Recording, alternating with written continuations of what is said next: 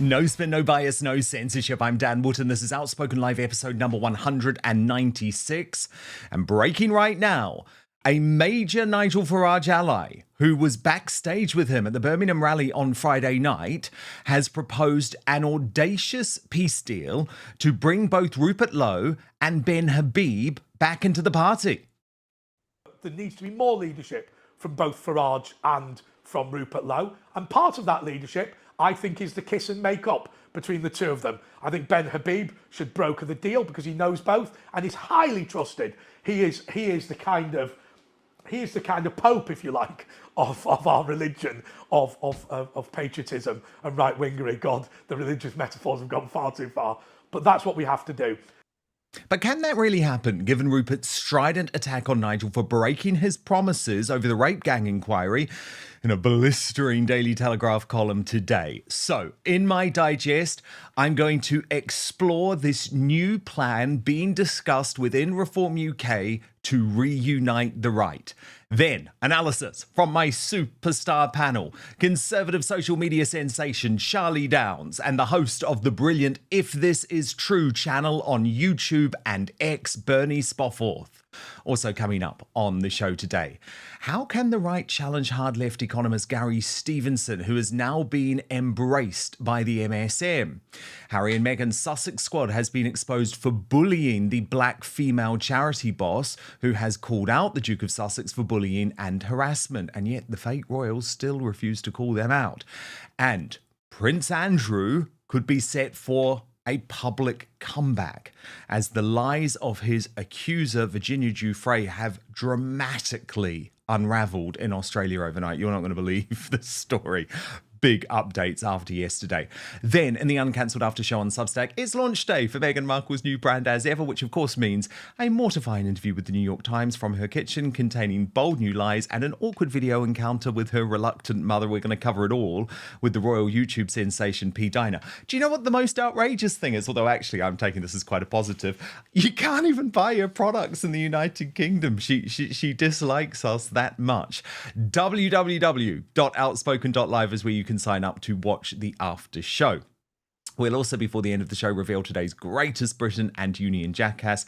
You choose the nominees and the winner. As ever, you can vote in our poll running right now on the live chat on YouTube. But here are today's nominees. Prince Harry, nominated by C. Vicky 1, yet again using the press he supposedly loathes to try and ruin a prominent woman, Dr. Sophie Chandoka, because she wouldn't cover up for Markle's via behaviour. Harry, the petulant man-child, pushing his BS around and not taking accountability, the Harkles of bullies.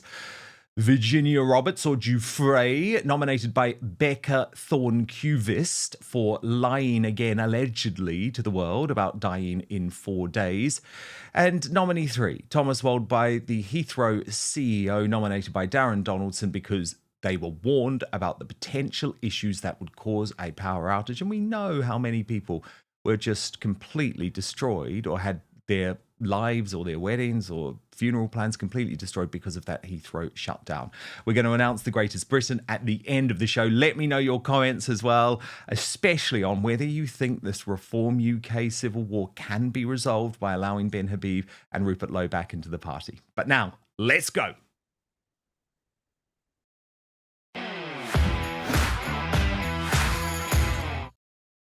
Is there a bold solution being developed to deal with the growing Reform UK civil war?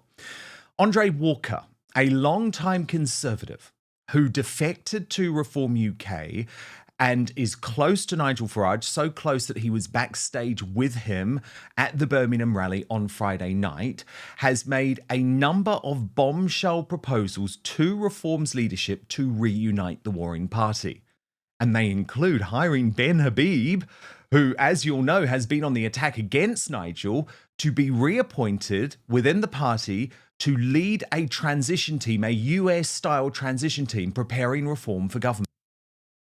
Let's have a go at Nigel Farage. Nigel Farage is an egotist who has a solidly poor track record of dealing with people who overshadow him. And his personal ego has caused the party significant damage in the past. And what I would say is, with both Lowe and Farage, you can't get to where you get to, chairman of Southampton Football Club, leader of UKIP and now leader of Reform, unless you're single-minded.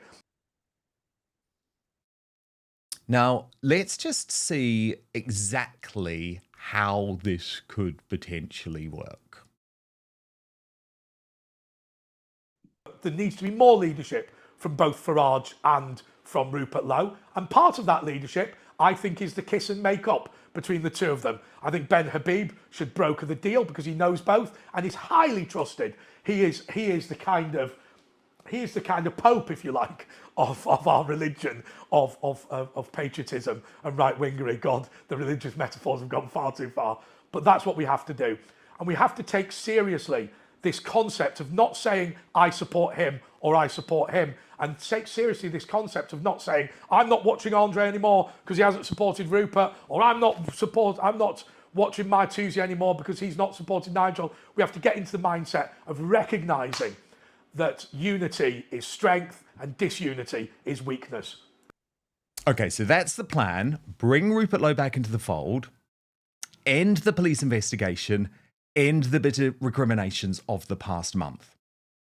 Now, I've been speaking to my Reform sources who tell me that such a proposal would hinge on Zia Youssef being prepared to stand down as chairman, perhaps with a promise internally that he would be part of Reform's first cabinet. However, a Farage confidant has told me that Habib's ongoing attacks on Zia Youssef have made Nigel even more determined to stand by his man, hence why he included this very public declaration in Birmingham. Zia has given dedication, hard work, belief, helping me, helping us do what we can do. Zia, as chairman, is an absolute superstar and has a major future in British politics. Where is he? Where is he? He's somewhere. I saw him in the green room. He's somewhere. But it was telling, of course, that Zia Youssef wasn't on stage. He didn't give a speech amid fears that he could be booed by the Rupert Lowe fans who the security had to silence throughout that event. The problem is, and by the way, I don't blame him for this, but Rupert Lowe isn't toning down his rhetoric either. He is quite rightly furious that the MSM broadcast media, including GB News, I'm told at the behest of Farage, have totally ignored the extraordinary launch of the rape gang inquiry, which is now hurtling towards raising £450,000. Not bad for a bunch of Indian bots, right? Now, the Daily Telegraph, kudos to them, because they did give him the space to reveal why he is crowdfunding this proper inquiry, where he made a pledge not to be deterred by allegations of racism because he will hound down the truth, however vile it might be. But he did attack Farage in quite a strident manner in the article, writing, "Firstly, I would like to start with an apology.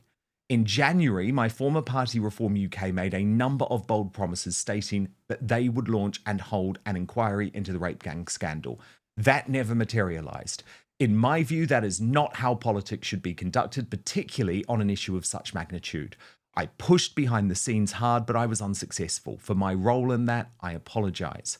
Farage and Reform used it for political capital, but failed to deliver any real action.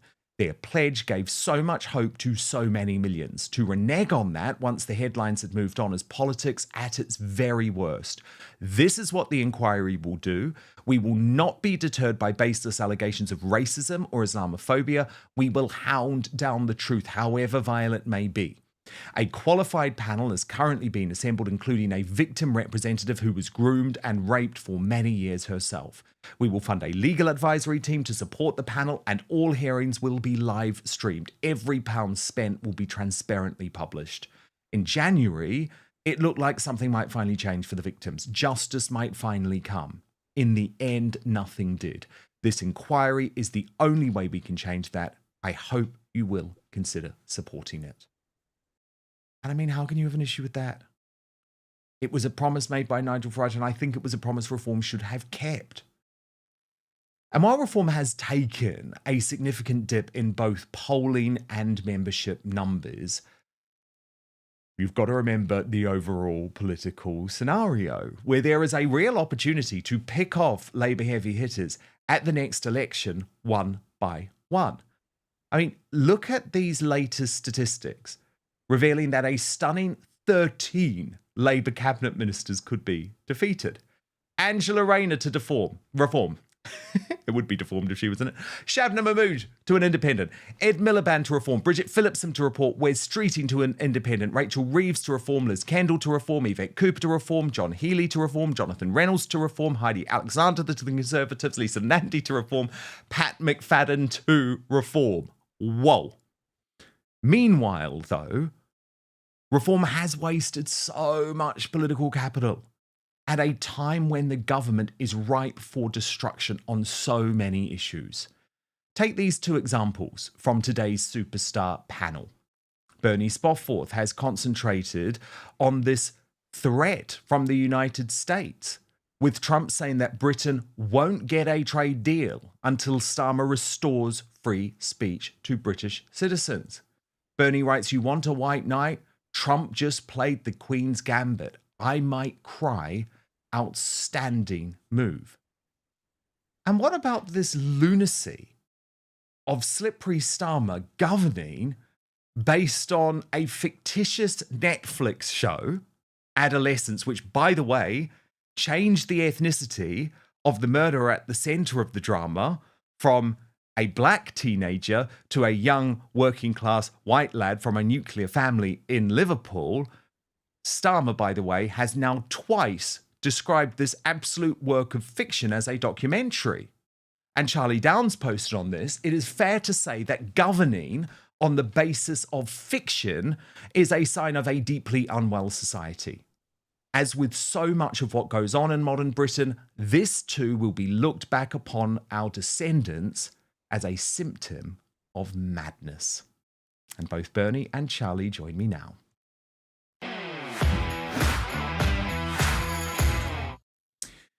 Okay, so can the Reform UK civil war be solved, Charlie Downs? What do you make of this momentum gathering behind an idea put forward by Andre Walker directly to Nigel Farage to put Ben Habib in charge of a transition team and use him to bring Rupert Lowe back into the fold? Dan, I've been in Reform's orbit for a number of years now, and I know senior members of the party, and I spoke to them today about this proposition. And what they're saying is it's just not going to happen, because as much as it is a nice idea, and as much as I personally would love to see Ben and Rupert reconcile with Farage, I don't see it happening anytime soon because, for instance, Ben Habib, somebody who I know reasonably well and whom I respect, he continues to attack Farage online, on X, and on broadcast media. The same is true of Rupert Lowe, another man who I know reasonably well and respect hugely, but he also continues to take shots at Reform. And what the senior members of Reform that I've spoken to have said is, Farage is not taking those shots back at them and is more interested in winning the country. Now, whether you believe that or not is up for the audience to decide. But what I would say is this is not a political dispute. That's really the message that I'm receiving, having had conversations with all of the people involved in this. It's a personal thing, right? Farage feels personally slighted by the comments and activities of both Rupert Lowe and Ben Habib, and I can't help but think that the bridge is burned, to be honest with you. And as depressing as that is to say, because I think that Ben and Rupert are both spectacular politicians. I think that they both know what time it is. They understand the bleak condition of the nation, and I would love to see them in Reform UK. But whether that's actually going to be possible, I think, is very much up for debate. And again, from the conversations I had, it sounds pretty unlikely.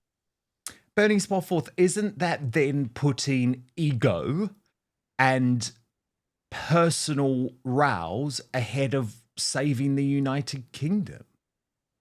Yeah. And it was always going to be that. You've got five large egos all fighting for control over a party more than caring about the policies they're going to put out to the country. Because let's face it, Reform's big policy used to be deport illegal migrants, right? But they haven't told you how they're going to do that. Because if you get rid of all your documentation, where are you going to send them? Who are you going to send them back to? It's the same with Rupert and Ben. And I know that Ben is fronting the Great British PAC, which for the viewers that don't know is it's like a lobbying group, and it's a big thing in America, and they bring in their policies. They're hugely funded by very wealthy people, and they push the party to take their policies forward. And some of those policies within the PAC Reform don't want to take forward. What amazes me is that what none of these blokes have ever bothered telling any of the British public is you can't do any of them. Right, you can't do it. You can't even do the Great Repeal Act, because if you start to push the Great Repeal Act, then what happened to Liz will look like jam on toast in the morning, because the banks won't stand for it. The central bank, the World Bank, the IMF, the Bank of International Settlements will absolutely crush Britain's economy. And they are not talking about how they're going to put any of their policies in place. They just want the British public to think they're going to deport everybody, right? It's not going to happen. Neither of them have, I've seen, and I've watched a great deal, probably like you, probably like Charlie, outside of that microcosm of huge problem in the UK, no one's talking about anything. They're not talking about funding anything, because you can't get blood out of a stone. And currently, Britain is a stone. Very good point. Charlie? Yeah, no, I do think that's a good point. And I think the point on policy is crucial as well, because the gravity of the situation that Britain is in, I think few people are actually prepared to acknowledge, and the extent of change that's going to be necessary to right the course of this country is gargantuan, and the complexity of it, the legal complexity, the financial complexity, and so on, is also almost incomprehensible. And so, until a serious political force is prepared to have that conversation, I agree. I don't see things getting better in this country, and I would say that as a supporter of reform, they are yet to publish a comprehensive manifesto on their strategy. We've heard some policies, they have their contract with the people and all the rest of it. But in terms of an actual strategy for affecting change, because just saying you're going to do something is one thing, but actually explaining how you're going to do it is something else completely. Well, of course, and that's essential. There can't be any form of denial that a lot of the positions have changed. And Nigel has made it clear that he doesn't stand by that contract for the people. And I think it's this tacking to the centre, which Rupert and Ben Habib have been right to point out. Now, I want to look specifically at the issue of Islam, because, of course, that's utterly key, as well as mass deportations. And I've got a couple of clips here which I want us to watch and analyse, of Farage in the past, which his detractors say prove that he has tacked to the centre on this one. So let's watch this speech first. On the question of Islamification, I think we have to do a bit more, probably starting in our schools, to actually teach people of the values of our Judeo-Christian culture, the good that it's done, and all that it's represented over centuries. Because I'm getting a bit tired of my kids coming home from school being taught about every other religion in the world, celebrating every other religious holiday, but not actually being taught about Christianity. Maybe sacking the Archbishop of Canterbury and getting somebody decent would be good.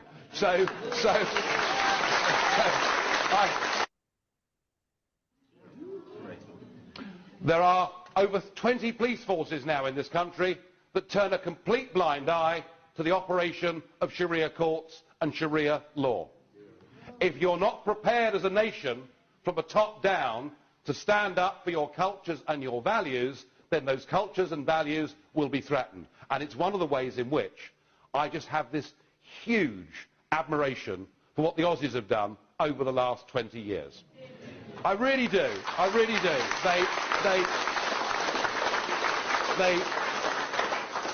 They want people to go and live in Australia who will accept their customs, accept their culture, bring value to their country, and I agree with that. And if you listen to what John Howard and other PMs have said over the last 10 years, in the case of Islam, he said to them, you're welcome.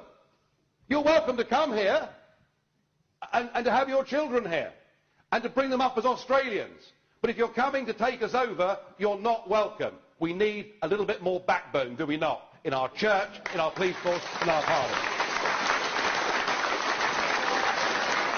And I would say, Bernie Spofforth, absolutely we need that type of backbone. But the irony is that if a Reform UK potential candidate were to say some of that today, they would genuinely not pass the vetting. That is now rhetoric that Nigel himself would say is, quote, extreme or far right. So he has changed. And I think it's almost gaslighting people to claim that he hasn't. Yes, he has changed. And it's very odd because if you look back into the 1970s and you look at some old television programs with Enoch Powell, who I believe was a great hero of Nigel's. And Enoch Powell said some very sensible things. He said he said things like, yes, you can take in migrants in small numbers and they are more likely to take on your culture. But if you take them in vast numbers, then they will never take on someone else's culture. They will become a culture within their own space. So you'll have a situation in Britain where we have lots of different cultures of people and no nationalism at all, which is, of course, what Nigel used to talk about wanting. And it used to be a big flag for him to wave. Now his problem is he's been told, possibly by Giuffre, I don't know, but he's been told to go for the centre ground. And I think one of the reasons he's been told to go to the centre ground is because not only for numbers, but if he was to tell the truth to his core voters, they wouldn't vote for him. They just wouldn't vote for him because in the next 10 years, the least of our problems will be sending migrants back. Now, we can do that. We can do it easily. If you look during COVID, we put up these huge hotels and we stuffed people into hotels and we wouldn't let them leave for 15 days until they passed a stupid up-your-nose test, which didn't work anyway, right? We did Don't remind that. me of those days. And then we charged those people. So we could easily do that with migrants, but no one's talking about the Migration Pact, are they? Which we signed by royal prerogative that we can't get out of unless we break international law. And Nigel is not being truthful with the public. And that's why he's come to the centre in the hope that no one will ask him. If he doesn't say how he's going to remove these people and how he's going to stop the boats, no one will ask him anymore, you see. And then average people will vote for him. I think it's incredibly underhand to lie to the public. You go with a message. If the public don't vote you in, you lost. That's democracy. You didn't make your argument well enough, but don't soften your argument so that you are able to continue a lie, because that's the position we're in at the moment. Charlie, just before I bring you in, I want to show you another previous clip. This is Nigel Farage on Fox News. I think actually he's been interviewed by the now US Defense Secretary. Watch. I've been saying for some years that we have a fifth column now living within our country who hate us and want to kill us. And when I first said that about 5 years ago, it was deemed to be very unpopular, but sadly, it's proved to be true. We, in terms of our policing numbers in this country, since 2010, we've had quite a big cut in police numbers in this country. So we've literally been getting everything wrong. And short term, if we use the army on the streets to leave the police freer to follow these 3,000 people and to try and get on top of this problem, that it's a good thing to do. And it's an admission, not so much that we've been invaded, it's an admission that government has not understood just how serious this problem is. But Charlie, isn't the argument that Nigel's new rhetoric isn't appreciating how serious this problem is? 2 points here, I think, Dan. The first is what I can gather from the conversations I've had with senior figures in reform is that they believe the British public to be fairly moderate, right? And so to that end, they are seeking to moderate their rhetoric in order to win. The election, to gain power, and then to enact the kind of changes that this country needs. Now, I think I understand the strategy, I understand where they're coming from, but I think that if you go out and talk to people today in 2025 in Britain, if you go to the pub or speak to people in the street or anything like that, ordinary people, people are angry. People are really, really angry about what's going on in this country. And so I think that perhaps reform placed too much emphasis on the worldview and beliefs of the kind of media Westminster political bubble that they exist in. And it's unavoidable to a certain extent. But Westminster and media circles are a hell of a lot more liberal than ordinary people, because ordinary people are very, very upset, and they feel they have no voice. Reform looks to me like the only viable vehicle for real change in Britain. But ordinary people are just so furious, whether it's migration, whether it's grooming gangs, whether it's energy, whether it's deindustrialization, whether it's housing prices. All of these things are interlinked. But Britain's not in a good place. And so I don't know whether moderating is actually going to be an effective strategy, because I think what the British people want is radicalism. What the British people want is a real offering of change, and not the kind of change that's, the Labour's slogan at the last election was change. And look how good's that, look how well that's gone. But real change, fundamental change, a change in the way that we're governed, a change in the style of politics that leads this country. And I do think that reform is capable of doing that. But on that score, I think that the rhetoric that we were hearing from Farage just now on integration, and I don't know how long ago those clips were from, but even then he was talking about how the priority when it comes to mass immigration has to be integration and assimilation. Now, I would say that, to be honest, I reject the concept of integration in principle, to be honest with you. At this stage where integration has been shown to be a total myth, it hasn't worked. We're well beyond the point of integration now. I think that language needs to be dispensed with, as along with the language of values. Britain, in those clips by Farage, was described as being a nation of values, that you can become British if you just buy into our values. And I personally think that's basically nonsense. I don't think that that's the way this country has ever operated. I think that that's a creation really of New Labour that has come into existence over the last 30 or so years, that has sought to transform Britain into a kind of American style propositional nation that's based on ideas and values and this sort of thing, rather than people. Because Britain, obviously, England, Scotland, Wales and Ireland is a nation that's thousands of years old and has had a settled indigenous population here for thousands of years. And the values that people like Farage and others talk about emerged out of those people. They didn't come from nowhere. They are a product of a specific time and place. And so if you do away with the people, well, the values disappear as well. So this idea that, if you bring in 10 million migrants and if they just buy into democracy and the rule of law and individual liberty and free speech and all the rest of it, then they're just as British as anybody else, I think is nonsensical. I actually think that there's a little bit more to Britishness than just going along with what amounts to a 4-point political doctrine that could be presented on a corporate seminar slide. I think that Britishness is a far deeper, more profound thing than that, and it's not a costume that you can put on and take off. And this is a conversation that needs to happen in mainstream British politics, because this is at the crux of the immigration issue. And until we're prepared to get serious about what it actually means to be British, I just don't think that we are taking the problem seriously. Now, I'm really sorry to do this, because trust me, I find this guy more annoying than like Owen Jones and Femi Olawale combined. But Gary Stevenson, the multi-millionaire former trader turned hard left tax the rich economist, who is now a favourite across the MSM, being given a huge amount of airtime, especially by the British bashing corporation, matters. This guy has been accused of telling outlandish lies about his past by his former colleagues. But there is now a growing argument that this man is also a figure the right in the UK should be very worried about. What would your advice be to them, Gary, at this moment in time? This is such a hard question. I know Dan's angry at me for what I put in my video, How to Get Rich. Somebody came around to my house and asked me this the other day. Obviously, I get asked it a lot because, stupidly, I'm very public about the fact that I'm rich. What I did is not replicable.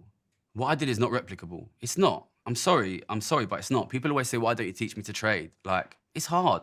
It's hard trading and it's dangerous. And I think a lot of young men are getting sort of sold into trading and becoming gambling addicts. Work hard. Honestly, my blood pressure rises every time I see this man. Why am I talking about him? Well, look at this tweet from Charlie Downs, who posted, The right needs a good answer to the emerging post-woke left, embodied in the figure of Gary Stevenson. Though obviously astroturfed, his message is cutting through. And understandably so. Housing is unaffordable. Energy is expensive. Wages are down. Work is soulless. And the sense of decline is all pervading. Young people are asking why, and Stevenson is providing a compelling answer in a relatable and straightforward way. Moreover, the substance of his answer, the rich, the billionaires, the capitalists, wealth inequality, cannot just be dismissed. For too long, the right has unquestionably embraced capitalism and the free market as the fix-all solution to our nation's problems. This attitude is 50 years out of date. Stevenson is right. Moneyed interests are partly to blame for the condition of Britain, and more capitalism is the last thing we need.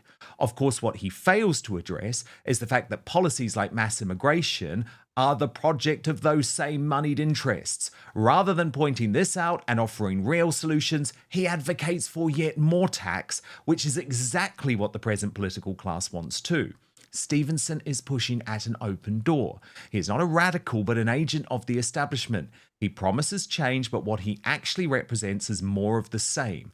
Restoration is the domain of the right. Time for us to stop being timid conservatives. We've got a country to save. And I'm delighted to say Charlie Downs joins me now alongside the successful businesswoman Bernie Spofforth, who I imagine takes a bit of a different view. But Charlie, can you just tell me why you think this message from Gary Stevenson is resonating so much with people of your age? Oh, I've been itching to talk about this, Dan, so I'm glad that you've given me the opportunity.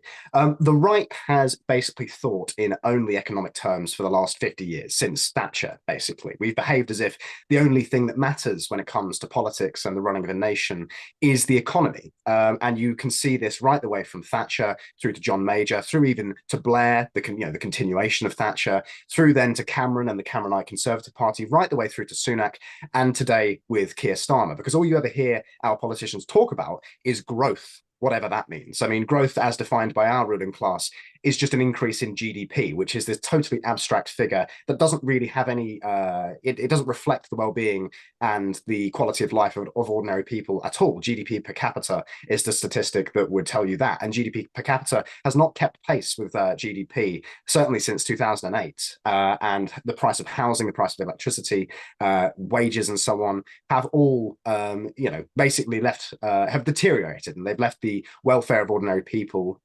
declining. And this is what Stevenson talks about, right? And he provides answers, though we might disagree with them, he provides answers to those questions.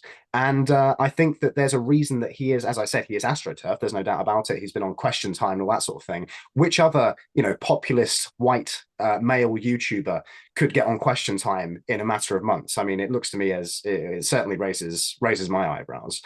But he is providing quite a compelling answer to these questions. He's saying, well, the reason that your quality of life is deteriorating is because greedy, moneyed interests at the very top of society are doing things that are making life more difficult for you whilst lining their own pockets. And to be frank, I think that he's not wrong about that. And maybe I will be, shot down as some kind of socialist for making that comment. But I think that if you look at the economic system that we have in the West, where huge amounts of capital are owned by a small number of people, and moreover, not owned, but managed by organizations like BlackRock and Vanguard and State Street, I think that it's quite fair to say that these moneyed interests absolutely have hugely disproportionate level of power over our society. Because like I said in my tweet, policies like mass immigration are the project of these moneyed interests. It's in the interest of the capitalist class to have an ever-expanding workforce, because that suppresses wages, and it allows, especially when you're having mass migration from the third world, from impoverished regions where work and stability is not available, therefore bringing in people who are going to be prepared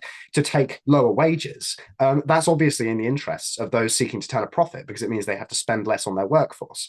And what that means for those people and for the working class in Britain is that quality of life degrades. But the point is, and what I would say my answer to Gary Stevenson is, is that Britain, or any nation for that matter, is not just a balance sheet. And this is the problem, because we've thought of Britain as being just an economic zone, at least for the last 50 years. And it isn't. It's a ancient ancestral homeland with a, beautiful, unique history, a beautiful countryside, beautiful people, beautiful culture. It's a country that's full of beauty, and it's being destroyed by the present political class that we have. And so I would rather have a conversation about how the economy is a means to an end, right? Economics are not the be all and end all, but actually the economy should serve the national interest, rather than the other way around, where the nation serves economic interests. And I think that the way you do that is not through socialism or the kind of wealth taxes that people like Gary Stevenson advocate for, but by reconceptualizing how we think of our nation and how we think of the relationship between the economy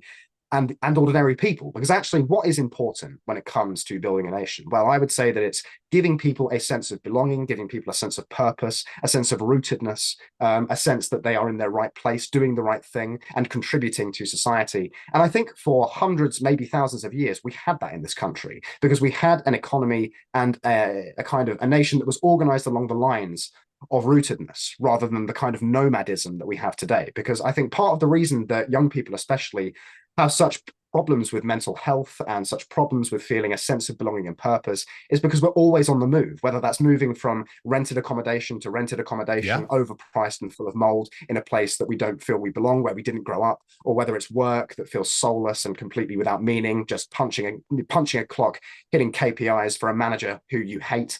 It's no wonder that young people especially are feeling so disaffected in this country. But I think the way we answer that is not by giving more money to the government, especially this government, which again is Stevenson's solution. It's by saying, look, the point of an economy is not to drive as much profit as possible for a tiny number of people. That is wrong. And that, in my mind, is what pure capitalism is. And I think the right have been wrong to ally themselves with pure capitalism. But at the same time, we can't have centralized control of the economy, because that way there's no innovation. There's no wealth generation. And so you need a mixture of the two. And this is where I start to sound like Blair or something. You need a kind of third economic way that combines the best elements of both of those things, because you need to ensure that ordinary people have enough to put food on their table and clothes on their children's back, and to own a home, not just to rent a home, but to own a home and to create a sense of rootedness. But you also need to ensure that the economic activities of large economic actors like corporations are in the interest of ordinary people, because if those large corporations are advocating for and funding policies like mass immigration, which destroy the way of life of those same ordinary people that I was talking about just now, well, then we can't have that, right? What I would like to see is a relationship between the state and the economy, where the state has its hand on the economy's shoulder and is making sure that economic activity always serves the national interest. And to be honest with you, and I might get in trouble for saying this, but if you look at China's economic model, this is essentially what they do. Now, I'm not saying that we should turn into a totalitarian surveillance state by any means, but what I am saying is, whether you like it or not, China's government does make sure that all the economic activity that takes place in their country serves the national interest. And maybe that's because they aren't a democracy. Maybe that's because they can think on a wider time scale than we can. But I would say that, maybe there's a thing or two we could learn from that, because right now, the economic system that we have in Britain and the West more generally is not serving the interests of ordinary people. And as a matter of fact, Stevenson is right when he says it's lining the pockets of an out-of-touch oligarchical billionaire class. Bernie, one of the problems is that I think Gary Stevenson is such a bad actor whose own story has not been scrutinized at all. So before I get you to come in, let me give you an example. What was the most amount of money that you lost? Well, I lost $8 million in a week when I was in 2010, when I was still 23. I lost $8 million in a week. And that was mad, because I graduated in 2008. So a lot of my mates couldn't get jobs. Obviously, that was the financial crisis, right? And I was like halfway through this week by that point, and I'd already lost like $5 million in 3 days. And all my mates around just like playing Pro Evolution. And you're just thinking like, I've lost $5 million. Like, how much more can I lose before I lose my job? It really dehumanizes you.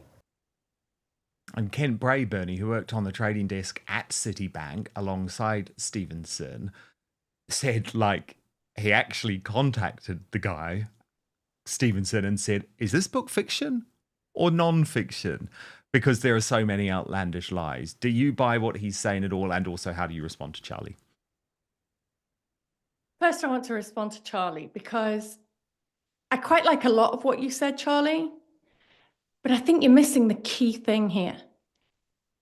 And that's that Gary Stevenson is naming rich people as the problem. He hasn't talked about corporations. He's talked about rich people. And this is a massive distraction. Don't forget, Gary Stevenson is now aligned with Democrat funders. These are the same funders that fund huge NGOs pushing this progressive liberalism everywhere. Now, over the course of the last 5 years, a huge amount of the public all over the world have begun to wake up to, hold on a minute, all of my taxes are being spent on complete bullshit, right? We've got net zero on this fictitious climate change thing where, you know, cities are going to be underwater by 2020. We're now in 2025 and nothing is underwater. So there's this huge problem that these big NGOs and these big platforms and these huge corporations, I'm with you there totally, they've got a huge problem, right? Because they're not making it work anymore for the British public. So now, what's the argument? What can we do now? Well, you're all still victims because now the problem is the rich people. And you just took the public that are watching Dan straight down that road. You just took them there, which is exactly what Labour wanted you to do, which is so brilliant of these people. I mean, seriously, these guys are so good at strategy because now nobody's looking at net zero. Nobody's looking at, you know, all the other things we're spending complete crap on, like teaching people how to cook in Africa with electricity when they don't even have running water. We've stopped people focusing on that. And now the bad guy is the rich people. And my problem with Gary Stevenson, yeah, you're right. Look, he's exaggerated a lot in his book, Dan, and I'm sure lots of people do. But he talks about coming from poverty. Let's talk about that. He grew up in a 2-parent family, in a terraced house with brothers and sisters. His mother paid for him to go to university. She had a really good job. And in 2011, he had himself, or well, whatever year it was, he had himself a Sega Mega Drive and a Sonic the Hedgehog game. Well, the Sega Mega Drive cost 200 quid and the Sonic the Hedgehog cost 39.99. I have one, never got past level 3. Anyway, my whole point to that is that child benefit that year was £7.35 a week. So he was not poverty stricken. Now, Gary goes on about entrepreneurs. He forgets that the people he's talking about all around him were entrepreneurs. He has never been one. He's an employee. He got taken into a very large corporate operation as an employee. He's never got up at 6 o'clock in the morning to take in the deliveries. He doesn't know how to write an invoice. He doesn't know what a debit is. He doesn't know how to speak to customer service or HR. It was all provided for him. 99% of businesses in this country are micro businesses. They employ 1 to 10 people. And those owners, I guarantee it, I've done it myself. They have paid their staff and not taken a salary. He has never done that. He has no concept whatsoever of running a business or growth generation. Because if he did, he wouldn't be having 1 million subscribers on YouTube and pulling in £500,000 a year from those people. He'd be down in Knowsley where they filmed that program and he'd be talking to those kids because their parents in Knowsley didn't even get A-levels. Right, they didn't get A-levels. Up until 5 years ago, you couldn't take an A-level in Knowsley, says Gary, who went to Oxford. Yeah. So he has absolutely no concept whatsoever. He's been scooped up by these huge progressive liberal organizations, NGOs that I fund and you fund, Charlie, and he's been taken up into this narrative of complete loveliness. Look how lovely it will all be if the economy works for everybody. Meanwhile, his friends in that group are taking subsidies because without subsidies, those businesses would fail. And by subsidies, I don't mean that the government has paid it. I mean taxpayers have paid it. Yeah. The reason all our prices are higher is because of energy. You're right, Charlie. We are deindustrialized. Our house prices are too high. Our energy is the highest in the industrial world. But guess what? It's for the greater good. And it's the rich man's fault. And some of his And rhetoric. That's why the left. And that's why the left are so brilliant at this. Well, yes. And go back to Ben Habib, Dan. Yes. That's what Ben is trying to do with his pack, is galvanize the right to have the ideas, Charlie, that you're suggesting. The problem is that the current liberal progressives and all of their organizations have 70 years on him. And some of 70 his years. rhetoric, by the way, is actually dangerous, I think. Yeah. Look at this. Very hard to keep wealth in generations. Down in the 20th century, we had 2 world wars and a Holocaust. That redistributed wealth. I would prefer not to have that again. Yeah. I mean, Charlie, come on. Dangerous talk. Yeah, I mean, I haven't seen that podcast. I've seen that clip going around, and I am prepared to give Gary Stevenson the benefit of the doubt because that's been taken out of context. I don't know the context of the conversation. But I think what I'm getting at here is I'm just observing the reality of the fact that, I can tell you anecdotally in my own life that there are young people who are really buying into Gary Stevenson's message, rightly or wrongly. He is effective. And I think part of that is there's a kind of, and I knew this was going to happen, right? Because I referred to him as being the embodiment of the post-woke left, because woke is in the rearview mirror now. Woke is over. All of the major corporations that were propping it up have moved away from it. USAID, which was funding it and astroturfing it, is obviously over because of Elon Musk's Doge program. And, the left are basically having to redefine themselves. And I knew, I've really sincerely believed this for years, that they would go back to a kind of, post-2008 Occupy Wall Street, punky, anti-capitalist kind of vibe. And actually, where woke was cringe and browbeating and moralizing and horrible and just awful and embarrassing to be associated with, especially for young men, especially for young white straight men, something like Gary Stevenson is a far easier sell to those people. Gary Stevenson, there's something that's kind of cool about him. And I know that you said you find him annoying, Dan, but to be honest with you, I don't. I think that his delivery is quite compelling, and I think his style is quite effective. He does he never wears a suit. He comes across as being this kind of rebellious, kind of punky type figure, ignoring the fact that he, as I said, is an agent of the establishment, entirely astroturfed, bought and paid for by those same minded interests that he claims to rail against. And do you know what, though? I bet his former colleagues are like, if only you'd met this guy when he was in the city and he was wearing his pinstripe suit every day. But it is a fascinating debate. Breaking right now. The charity boss who has accused Prince Harry of racism, of discrimination, and of being part of a massive cover-up has now been forced off social media, bullied off social media because of the biggest gang of trolls in the history of the internet, the Sussex squad, who on the behalf of Meghan Markle are now quite ironically using racist terms to denounce Dr. Chandoka. Now, she's been branded a fraud, jumping on a bandwagon of hate. There are dig after dig after dig being thrown at her, and a Centre Bali spokesperson has said Dr. Chandoka deleted her Twitter account due to the proliferation of online bullying. Meanwhile, I think it's Prince Harry who should be worried because the abusive email that he sent to Dr. Chandoka when she wouldn't put up with Meghan Markle's bullying looks like it's about to be released.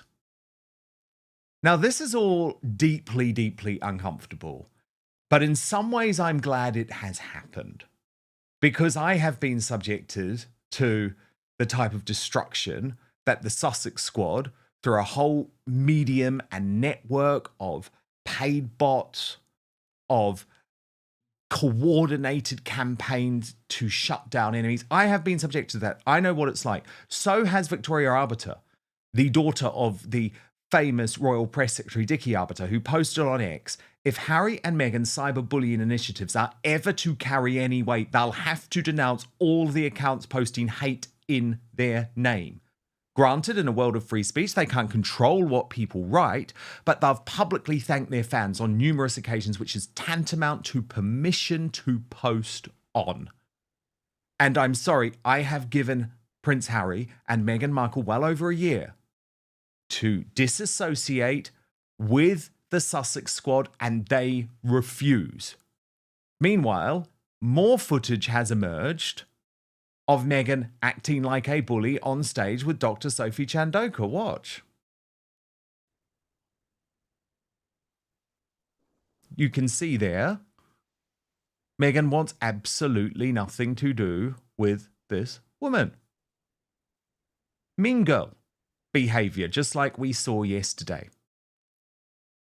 Let me bring in my superstar panel, Bernie Spoffforth and Charlie Downs, on this now. Look, in some ways, there's quite an irony about the fact, Bernie, that it is a powerful black woman, a very accomplished individual, one who I don't agree with a lot on politically, but actually I am so proud of for finally standing up publicly against the Sussex squad when so many people have just allowed themselves to be destroyed.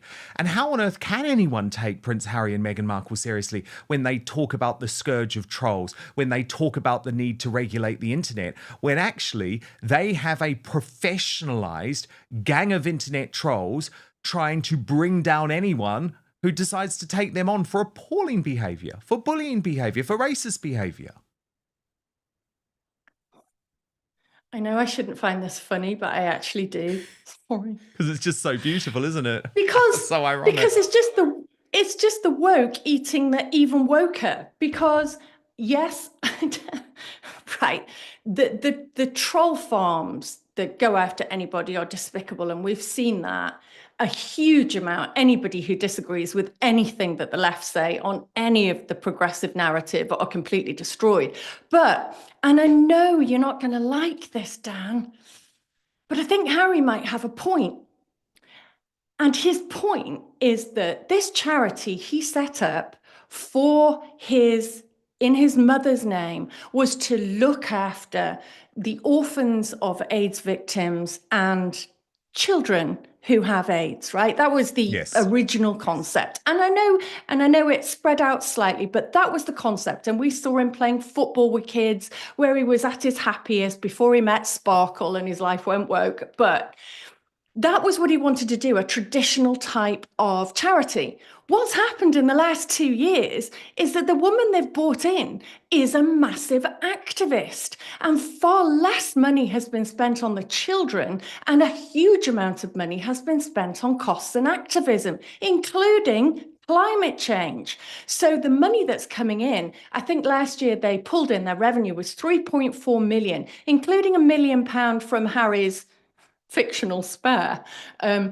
They pulled in 3.4 million, but they spent 3.7 million and have accomplished nothing with the children, but they did spend £175,000 on a party funded by themselves, inviting lots of American Democrats. I mean, if you're going to, and that's the problem with modern day charities, and I think that's the problem that perhaps Harry had with how the charity was running, was that it wasn't doing things on the ground. It had become an activist organization, and that was his discussion with her. She, of course, is hugely woke and attacked it in a way that obviously they would.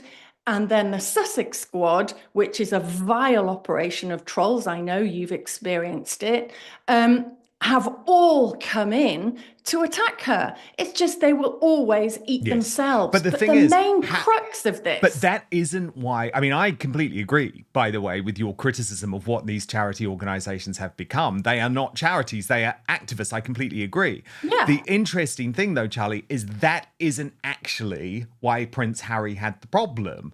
Because that's what all of his charities do. You know, hilariously, this is the guy who travels around in private jets, but then has a charity business operation called Travelist, which is all about stopping us mere mortals using air transportation. True. So the guy is just like Also a massive true. hypocrite.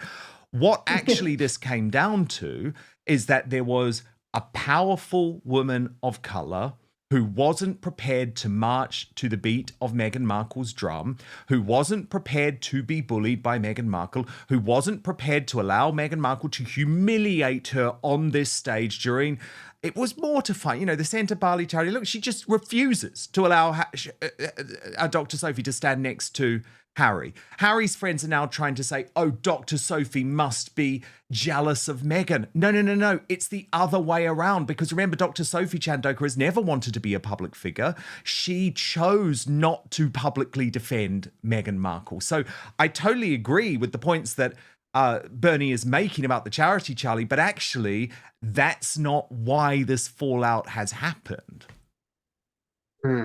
I find it just mind-blowing that the Sussexes, specifically Meghan Markle, has anything approaching a fan base. I just don't understand how people become so invested in these very people. small these days.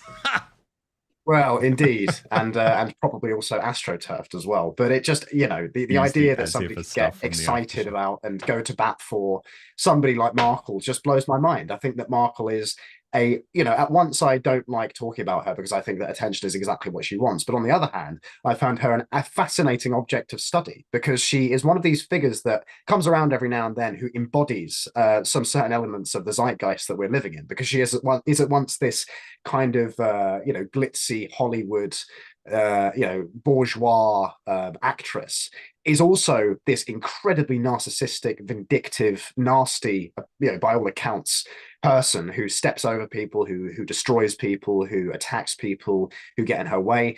And she is also, alongside those two things, this kind of moralizing, progressive, woke, politically minded person. And it's this clash of three things that makes Markle such a fascinating figure to me. But this bust up that's happened here, it seems like these things are just accidents waiting to happen if you go into business with the Sussexes, and so maybe it's not surprising. And it will be interesting to see whether this leaked email sheds any more light on what's actually happened here.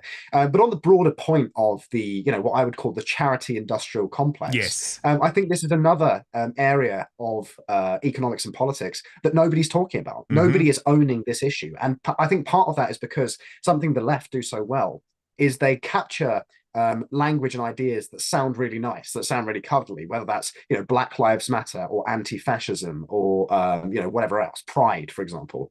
These are all things that sound kind of good on the surface of them, but actually conceal they conceal ulterior motives, which are always the destruction of beauty and the destruction of morality and the destruction of standards and identity. Of ultimately. course. And this is the big issue that Prince Harry has, though, right? Because we've even seen his allies this week, like Hindi Andrews, who is the hard left race baiter intellectual, who appeared on their Netflix series.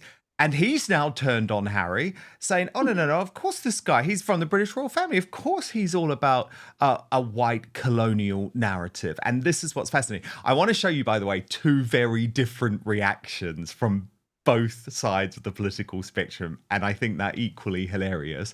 First, Julia Hartley-Brewer had one hell of a meltdown in the Talk studio today.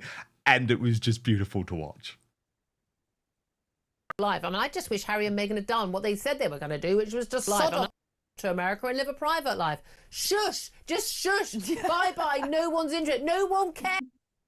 Charity boss stands when you're handing a completely, utterly pointless, stupid, massive trophy to your husband for playing a polo, a game which only 5 rich people from aristocratic families and top boarding schools play. No one sodding cares. You know why she was upset? She was upset because Sophie Chandoka had the same dress on as her. She had a glamorous white dress. That's what she didn't like.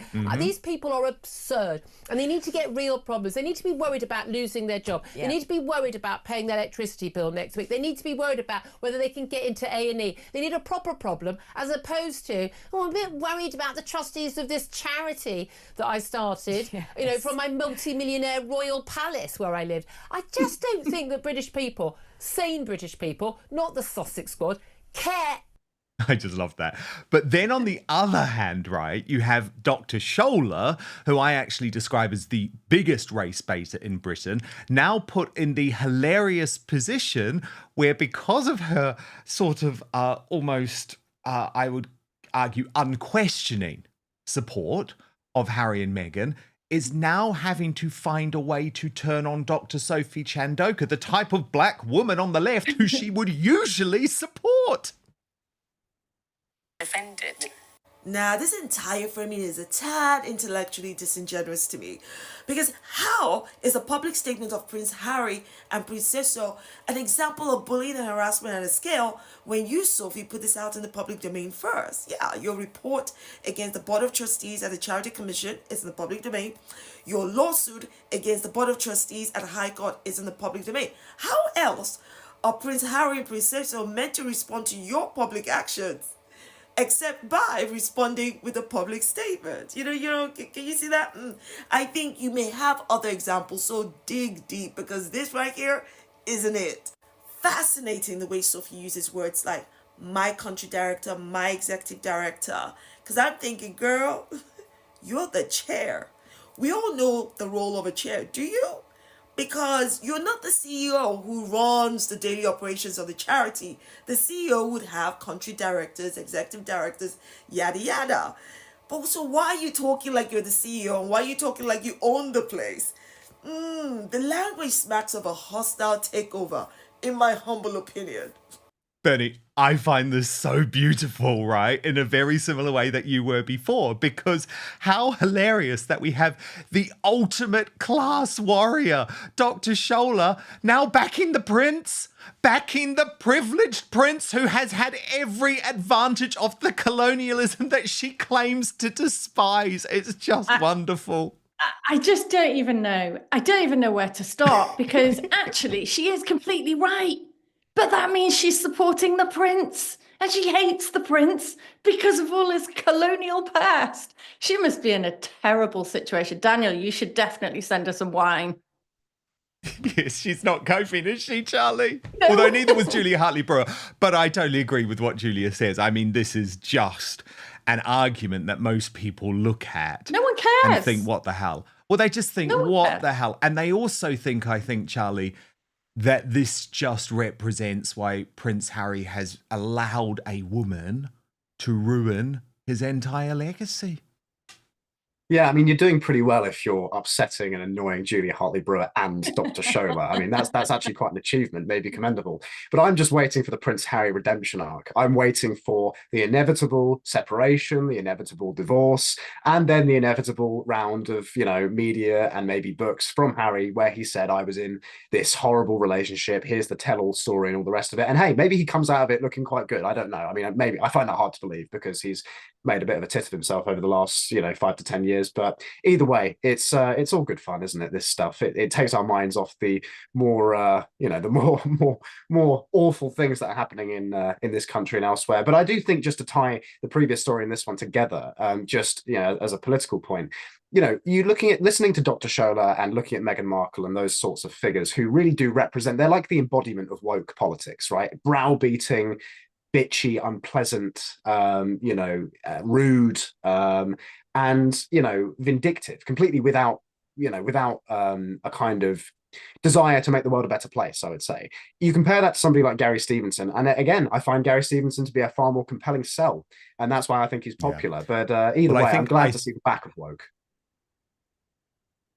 I think anyone is more appealing, if I'm honest, than the toxic combination of Dr. Scholler and Meghan Markle. But yes, they can just keep eating themselves. I'm going to enjoy it, but I will just say once more, because I want to give them a chance, Prince Harry and Meghan Markle, if you do not believe in internet trolling, surely this is the moment to release a statement distancing yourself and disassociating yourself from the Sussex squad, who are now not only trolling in your name, but spreading racist abuse in your name. I thought that would be everything that you're against. But look, do stand by, Bernie Spalforth, Charlie Downs, because in just one moment, another story that is almost impossible to believe. Virginia Giufree, she matters. This mad woman matters because it was her alone who was able to bring an end to the royal career of Prince Andrew.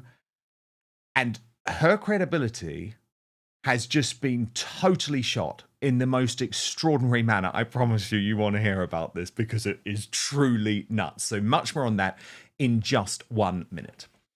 But first, I never recommend anything unless I truly believe in it. And today I've got something absolutely game-changing for you. Have you ever stopped to think about how crucial comfort is, especially down there Well, let me tell you, today's Outspoken is proudly sponsored by Sheath Underwear, the revolutionary brand shaking up men's comfort across the globe. And here's what makes Sheath even better. It was founded by a brilliant US Army veteran, Robert Patton, while he was serving in Iraq back in 2007. That's right, this isn't just any underwear brand. It was designed for the toughest conditions imaginable. Patton was battling relentless heat and discomfort in full combat gear, and he thought there has to be a better way, so he created it. And let's be honest, traditional underwear just doesn't cut it anymore. Sheath's innovative dual pouch design ensures your comfort all day long, keeping things separate, cool, and fresh. Imagine your essentials being comfortably cradled away from unwanted friction and heat. Trust me, it's genuinely transformative. I've tested these things at the gym, on long days at work, relaxing at home. Once you've experienced Sheath, there's simply no going back. My new order arrived today. They're stylish, they're supportive, they deliver unmatched comfort. To be honest, I view it like upgrading from economy to first class, but for your underwear. And right now I'm offering you an exclusive 20% discount at sheath.com. Yes, that's 20% off your entire order. All you have to do is use my special promo code Outspoken at checkout. So what are you waiting for? Sheath is the perfect present, by the way, if you're looking for your husband, your boyfriend, your son, your brother, or your hard-to-buy best mate. And guess what, ladies? When you're on the website, you will see there are female versions available too. By the way, Sheath, very cool brand, the first official underwear of the UFC. And look, there's some of the ladies in the brand. So click on the link below or just go to sheath.com and enter Outspoken at checkout. You can thank me later when you're feeling comfortable, confident, and ready to tackle anything your day throws at you. Sheath underwear, redefining comfort one pair at a time. But now, back to the show. Virginia Giuffre's credibility is shot, and sources close to Prince Andrew tell me this is the tick-tock moment. The moment that they believe the disgraced Duke, who, remember, completely lost his royal role as a result of his settlement with this accuser, even though he insisted that he had never met the woman, they think this is his way back. And I think they're potentially right. Because when you look into what has happened with Virginia Giufree over the last 2 days, it is now impossible to believe this woman has any credibility. So let me take you through it. Totally unknown to the world until today, Virginia Giufree is now standing accused of breaching a family violence restraining order, and she will face court in just days. That's after, on Sunday, she posted a picture of herself covered in bruises, claiming that she had just 4 days to live after being in a car accident where Australian police say no serious injuries were reported. What's so fascinating, of course, is that Virginia Giufree stands accused by allies close to Prince Andrew, including friend of this show and his former girlfriend, Lady Victoria Harvey, of falsifying the original image of herself in a London house alongside Prince Andrew and Ghislaine Maxwell.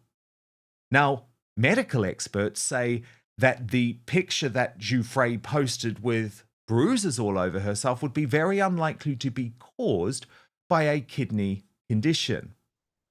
Meanwhile, it's emerged Giuffre is due in court on the 9th of April over an alleged breach of a restraining order connected to family violence.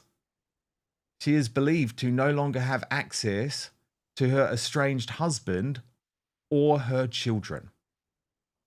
Now, I want to share with you what our regular contributor here at Outspoken and a woman who has been across the Andrew case for some time, Lady Colin Campbell, has to say about this story, which she has been working on for the past 48 hours. Lady C writes, I am getting very interesting reports from Australia about Virginia Giufree, whom I make no bones about regarding as a liar, cheat and fraud, without mentioning that she was also pimped for Jeffrey Epstein, whom she did not start working for until she was 17 and therefore was over the age of consent, despite her claims to the contrary. Not only have the Australian authorities confirmed that there was no catastrophic road accident, but also that no one was injured. So who caused her apparent facial injuries? Or were they Amber Heard injuries, gratis a bottle of makeup? As for dying, I made it clear in yesterday's episode on my YouTube channel that I laid no credence on her claim that she had been given 4 days to live. And sure enough, she's now backtracked on that. The woman is utterly unreliable, and how she has been presented as credible is a damning indictment on certain publications as well as politicians. My chum, Lady Victoria Harvey, rightly says she is a fantasist, and that's being polite. She set Prince Andrew up. I did videos on it, contemporaneously giving chapter and verse. Grant is one of the world's most eminent lawyers who worked with and against David Boys and explained to me how the whole scam was set up and how it would unfold, which it did. Prince Andrew may not be the most appealing of individuals, but how many of his detractors have stopped to think how cruel it was of Virginia Giufree to pile the pressure on the late Queen while she was dying painfully of cancer, knowing that her son was entirely innocent of the accusations against him, that he had been set up in a sophisticated shakedown to preserve the reputations of the Clintons by Clinton lawyers, judges, attorney generals a la, while his accuser would be financially rewarded, while at the same time having her credibility neutralized as an accuser against Bill Clinton, for she did accuse him, which everyone seems to have conveniently forgotten. I won't even go into the justice of Giuffre's children wanting to have nothing to do with her. If I know she's deadlier than the hemlock that killed Socrates, how much more insight must they have into why avoiding her is the best course of action for them to pursue? She's made millions off the back of a very fertile imagination and a victim narrative when she's been anything but a victim, and anyone who has examined the facts, as I have done, will understand that she is what used to be called a bad 'un from the word go. She deserves to be exposed for what she is, but whether that will vindicate Prince Andrew is a moot point. His unpopularity makes him too easy a target for brickbats, which he doesn't deserve, even if he does deserve others for being rather more pompous than some people find comforting. And if the Giuffre woman thinks I'm defaming her, I invite her to sue me. The truth is an absolute defense to defamation, and I will see her in court. Also overnight, I received an email from Katrina Hart in Sydney, who wrote to me saying I suspected from the beginning this had something to do with her family, as she has lost custody of her children. I am not a lover of Prince Andrew, but I've also never believed Virginia Giufree. My family owned a bus company for almost 50 years, and I can say with full confidence a bus is very unlikely to get up to a speed of 110 kilometres if it is not on a motorway. It takes time to build up that speed and a long time to decrease from that speed. Now, I just want you again to look at the video of Virginia Giufree on 60 Minutes Australia, where I believe it is quite obvious that this story is an invention. Prince Andrew denies the allegations against him, and he says that this photos are fake, that he was never there, and that is not his arm, and they're not his fingers. Those are his fingers. That is Andrew. This photo has been verified as an original, and it's been since given to the FBI, and they've never contested that it's a fake. And I know it's real. And he needs to stop with all of these lame excuses. We're sick of hearing it. This is a real photo. And that was the first time you met him? And that's the very first time I met him. And that's right before I was abused by him. Jeffrey Epstein and Ghislaine Maxwell took the 17-year-old Virginia to London to party with Prince Andrew. Then we went to Club Tramp, and he danced with me, and he sweats a lot, and he smells funny. And then we get in the car, and Ghislaine tells me in the car that I have to do what I do for Giuffre for Prince Andrew. And that's when I learned what was going to happen. How many times were you trafficked to him? 3 times. Virginia Giufree is a liar. the mainstream media narrative on this, which I was once a part of, is wrong. I am ashamed for my part in it. But I want to bring in my superstar panel now, Bernie Spofford of If This Is True, and the conservative social media sensation Charlie Downs. Bernie, this is obviously a difficult topic. As Lady Colin Campbell says, in a lot of ways, Prince Andrew isn't the easiest guy to support. He did have a friendship with Jeffrey Epstein. I'm not defending that, Bernie. It was an unwise decision given his role in the royal family. However, who else had a close friendship with Jeffrey Epstein, Bernie? Katie Couric, Bill Clinton, Bill Gates.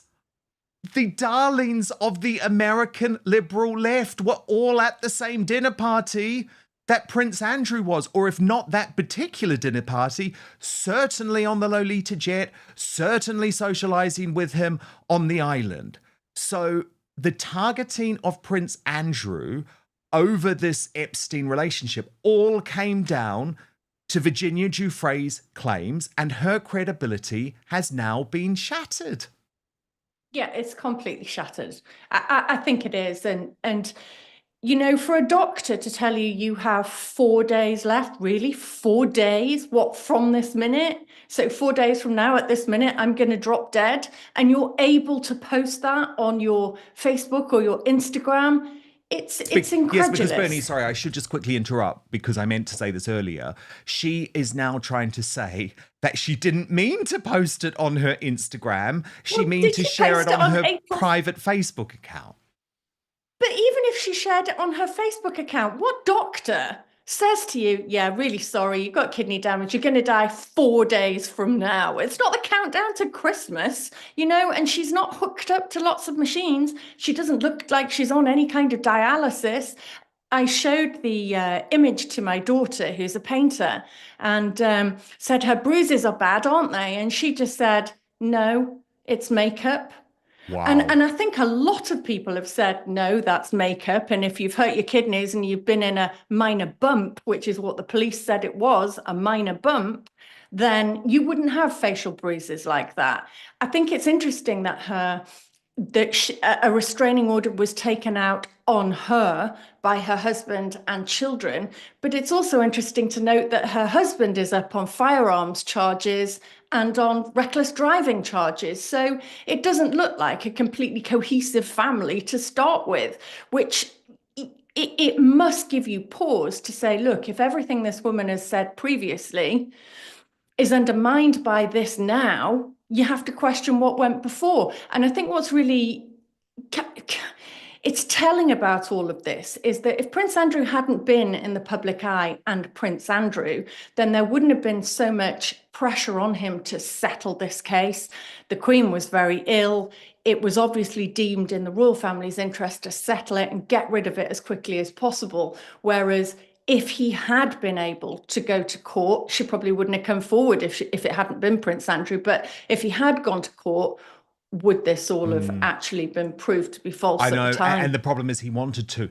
And it is worth me pointing out, Charlie Downs, that my reporting, according to, shall I say, very senior royal sources, was that until the day she died, the late Queen Elizabeth II 100% believed in Prince Andrew's innocence and nothing was going to tell her otherwise. That is why she funded all of his legal fees, all of his PR support, all of his support for the wider team around him. That was all funded by the late Queen because she was so determined for him to be able to clear his name. Now, Charlie, the problem with what happened with Giuffre is it was part of what I would describe as Me Too hysteria. And it was this hysteria of believe all women, believe all victims. Unfortunately, Charlie, time and again, we have seen that there are loads of reasons for accusers to lie. Virginia Giufree is a very rich woman because of these lies, Charlie. Millions and millions of dollars because of these lies, and still she hasn't been able to turn her life around. There are so many layers to this story. I mean, the first thing I will say is as much as she is a rightly venerated and beloved figure, and as much as I respect her and love her hugely, just because the Queen says something doesn't make it true. And I'm not inclined personally to go to bat for and defend a man who was a known associate of Jeffrey Epstein. Now, my first reaction when Totally agree. Sorry, that was his mistake. No, I'm just saying, I totally agree. And by the way, I'm not defending that at all. What a stupid thing to do. This guy had gone to prison for sex trafficking. All I was saying, Charlie, is that Bill Gates remained friends with him, Bill Clinton remains friends with him, and so did many others of the liberal establishment in America. It's certainly a big club, and one wonders what would happen if the true extent of Epstein's activities with these people was revealed, because obviously all of this still remains a mystery to the general public. And I think that that's one thing that, we've allowed it to slip out of the public consciousness, but actually we should still be demanding answers about just exactly what it was Epstein was up to with his island and with the recordings and who was involved and who was incriminated and what he used the compromat that he gathered to do, and the political interests that he was serving and the economic interests that he was serving. All of this remains a mystery. And I think that's really the big story here, because my first reaction when I heard this story about Virginia Giufree was, they've tried to whack her. They've tried to whack her like they whacked Epstein, because the people that we are talking about here, these, people who are, the people who surrounded Epstein were high-powered politicians and, billionaires, scientists, tech people, and so on. And they're people who are certainly not above murder, as far as I'm concerned, because I don't believe that Jeffrey Epstein committed suicide. I think that he was probably murdered for what he knew, of course, and for what he probably threatened these people with. And so my initial response was, well, Giuffre has they've tried to kill her as well.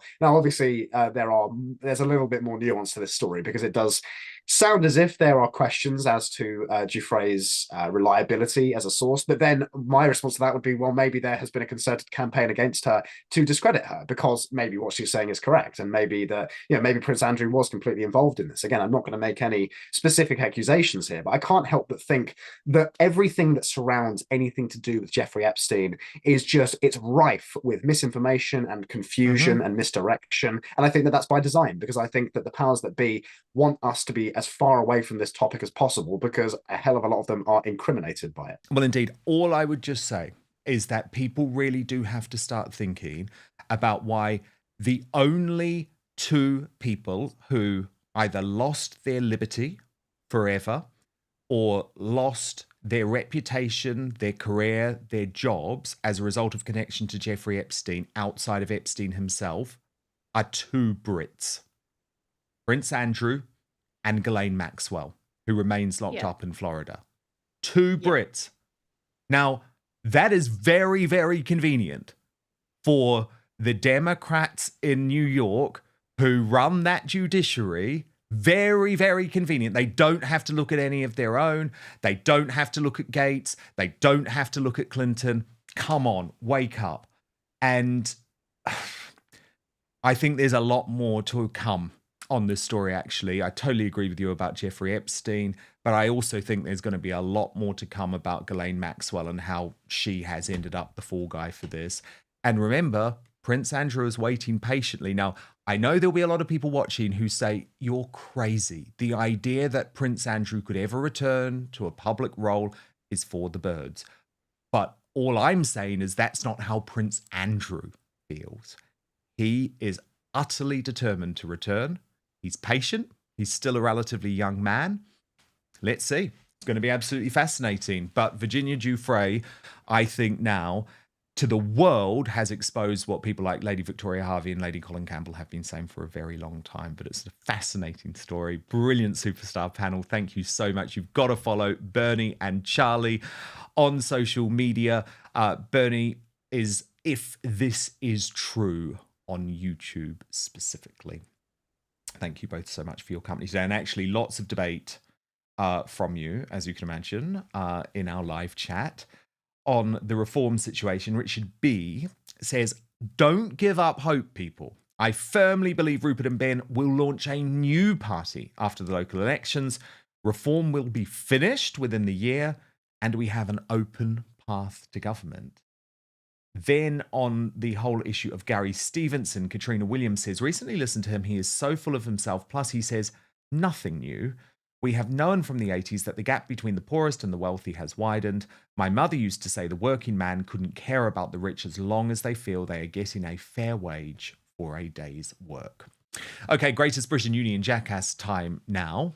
Let's look at the nominees. Prince Harry, nominated by C. Vicky 1 for yet again using the press he supposedly loathes to try and ruin a prominent woman in Dr. Sophie Chandoka.